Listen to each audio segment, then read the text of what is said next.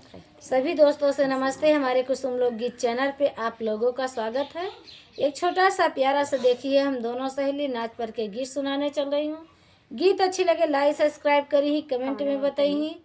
और चैनल का नाम है कुसुम लोकगीत 01, दूसरे चैनल का नाम है कुसुम लोक ऑफिशियल और तीसरे चैनल का नाम है सुनैना ऑफिशियल।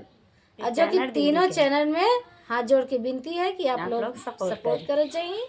आया बहुत प्यारा गीत, बहुत प्यारा नाच पर के गीत सुनाओ चाहते दोस्तों। हमार दीदी अनिक हमार जेठान बहुत प्यारा सा बहुत जोड़ जोड़ के गीत बनाए हैं और बहुत प्यारा गीत भाई। आइए गीत के सुनाती हूँ। गीत फुल आवाज में सुन के आनंद ले। आइए गीत के सुनाती हूँ, कमेंट में बताइए।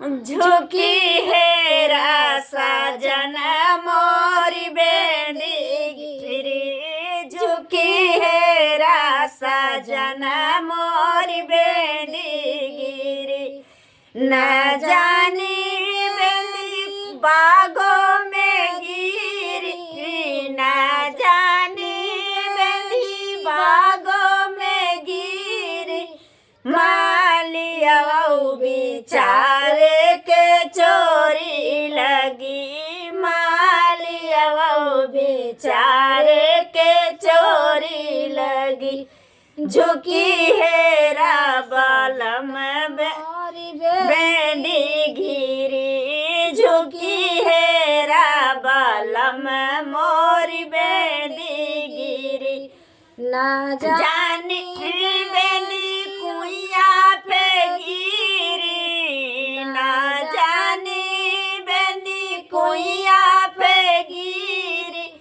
कहर वो बेचारे के चोरी लगी, कहर वो बेचारे के चोरी लगी, झुकी है रासा जन मोरी बेंदी घिरी, झुकी है राबलम मोरी बेंदी गिरी, न जानी बेंदी रसोइया में गिरी, न जानी बेंदी रसोइया में गिरी, ना नदियो बेचारी के चोरी लगी, ना नदियो बेचारी के चोरी लगी, झुकी है राबलम मोरी बेंदी गिरी, झुकी